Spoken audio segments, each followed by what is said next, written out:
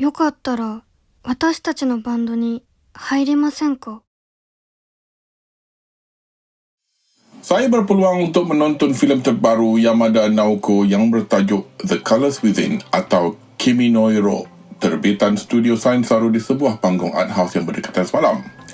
Walaupun Japan Film Fest 2025 anjuran The Japan Foundation sedang berjalan sekarang, filem The Colors Within ini bukan sebahagian dari pesta filem ini, tetapi tarikh keluar untuk UK dan Eropah hanya minggu yang lepas. Yamada Naoko adalah nama yang tidak asing lagi bagi peminat anime. Beliau sebelum ini seorang pengarah di Kyoto Animation dan dikenali dengan magnum opus beliau A Silent Voice atau Koi no Katachi, sebuah filem yang saya miliki namun belum lagi menontonnya kerana belum bersedia untuk menghadapi heartbreak. Filem Yamada Naoko yang terkini ini mendapat tayangan ulang di Festival International du Film d'Animation d'Annecy di Annecy, Perancis pada bulan Jun 2024 sebelum ditayangkan di Jepun pada bulan Ogos tahun yang sama. Saya menonton filem ini blind. Apa yang saya tahu ianya berkait dengan muzik, sebuah kugiran dan kebolehan seorang watak utama yang boleh melihat warna. Apa yang saya boleh katakan di sini, kisah ini agak slice of life dan sangat mudah ditonton, baik dari jalan penceritaan atau dari segi visual yang agak watercolor di mata saya. Filem ini mengisahkan Totsuko, seorang pelajar sekolah menengah mubalik Katolik yang melihat seseorang, baik ahli keluarga, rakan atau guru, sebagai warna. Kimi pula merupakan seorang rakan setingkatan kepada Totsuko dan beliau pada satu hari drop out dari sekolah macam tu je. Di mata Totsuko, Kimi mempunyai satu warna yang cantik dan mempesonakan. Dan ketiadaan Kimi membuat Totsuko mencari beliau dengan pusing satu pekan dan akhirnya menjumpai Kimi bekerja di sebuah kedai buku kecil. Nak buat cerita, di waktu yang sama, Rui, seorang pelajar dari sekolah yang lain, tiba di kedai buku tersebut dan kehadirannya menyebabkan Totsuko rasa terpesona dengan warna Rui, dan dari sini terjalinlah satu persahabatan di antara ketiga-tiga pelajar ini yang culminated in them forming a band. Jika saya telah katakan filem terbitan Studio Sainsaru ini agak mudah untuk ditonton, mungkin satu faktor yang tidak digemari setengah penonton adalah bagaimana penceritaan filem ini agak superficial. Tak banyak yang diketahui mengenai watak-watak utama filem ini.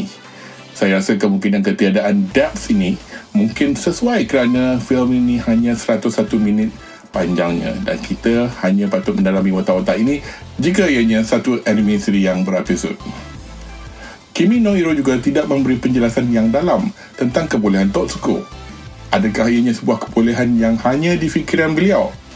Atau adakah ianya synesthesia, satu keadaan di mana seseorang boleh melihat bunyi atau merasa perkataan, yang ini merasai sesuatu menggunakan alat deria yang berlainan.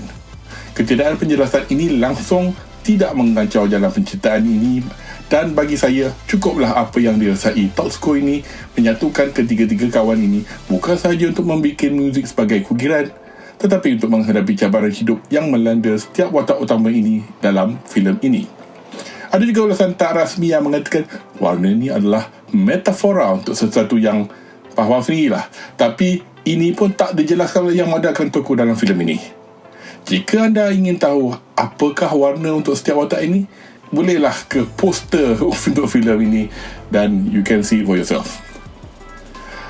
Saya akui yang satu faktor menarik saya untuk menonton Kimi no Hiro adalah muzik. Pilihan Rui untuk bermain alat theremin agak menarik sekali selain dari kebolehan beliau bermain keyboard dan programming.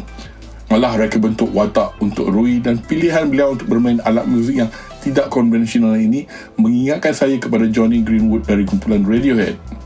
Kimi pula berjinak-jinak dengan gitar elektrik hitam berjenama Rickenbacker yang merupakan peninggalan dari abang beliau. Satu benda yang saya suka di sini, seperti anime TV K-On yang juga diterajui Yamada, jenama alat-alat muzik ini semua tidak diubah. Yang ubah confectionery Pocky adalah. Tak ketinggalan pula adalah Totsuko yang haram tak tera dalam permainan keyboard, tetapi dengan semangat berlatih dan nakama, dia okey je by the end of the film. Totsuko sebenarnya pernah mempelajari tarian ballet satu waktu dulu, dan kebulan ini bersama dengan perwatakan yang dimiliki beliau, muzik agak second nature baginya. Tengok dan dengar je lah evolusi lagu yang akhirnya menjadi Sui Kinchi Kamo Kuro Ten Amen semasa persembahan live kumpulan Shirone Kodo di konsert sekolah ni di pengakhiran filem. Sementara kita di topik muzik, runut muzik untuk Kimi no Hiro ni digarap Ushio Kensuke yang terkenal dengan karya-karya beliau untuk anime sebelum ini seperti Dandadan, Chainsaw Man dan Koi no Katachi. Ani Santora, filem ini boleh di-stream di platform muzik yang biasa jika anda berminat. Kimi no Hiro dijayakan dengan lakon suara pelakon-pelakon kontemporari untuk 3 watak utama cerita ini. Higurashi Totsuko dilakon suarakan oleh Suzukawa Sayu, seorang pelakon muda yang agak baru, manakala Sakunaga Kimi dilakon suarakan oleh Takaishi Akari yang dikenal dari filem seperti Baby Assassin. Dan akhir sekali, Kagehira Rui, beliau dilakon suarakan oleh Kido Taisei, seorang lagi pelakon muda yang seangkatan Suzukawa Sayu. Tapi paling saya tak sangka adalah Sister Hiyoshuki, seorang guru yang agak sporting dengan Totsuko. Beliau dilakon suarakan oleh Aragaki Yui, seorang pelakon yang saya minati semasa zaman layan J-drama lagi seperti Legal High dan Dragon Sakura. Tak kurang juga watak-watak sampingan di filem ini di mana adanya seri yang biasa kita kenali seperti ibu kepada Rei dilakon suarakan oleh Inui Kikuko yang pernah berlakon suarakan watak ibu kepada Komi-san dan juga akrobatik Sara-Sara dalam Dandadan. Untuk rakan sekolah Totsuko, kita melihat watak seperti Sumika dilakon suarakan oleh Kotobuki Minako yang pernah melakon suarakan Mugi-chan dalam Keon, dan juga Shio dilakon suarakan oleh Yuki Aoi, seorang pelakon suara yang terkenal dengan watak Froppy dari My Hero Academia dan Diane dalam Nanatsu no Taizai. Akhir kata, Kimi no Hiro telah pun membuat pusingan kat festival filem sedunia setelah tayangan ulung di Annecy, dan ianya telah memenangi anugerah filem animasi terbaik di Shanghai International Film Festival 2024. Apakah rating yang saya boleh berikan untuk filem Kimi no Hiro ini? Saya berikan 7.5/10 kerana ceritanya agak mudah dan menarik, tetapi oleh kerana ianya agak biasa, saya rasa 8 unless nak guna logik nombor bulat terdekat, mungkin markah upper limit saya yang boleh beri.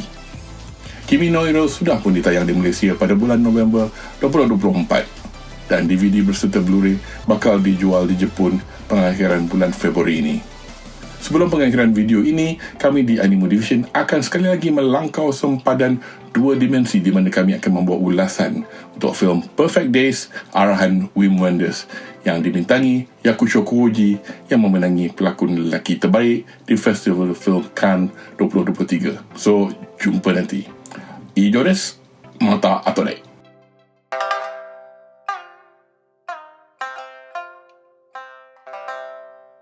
Ada.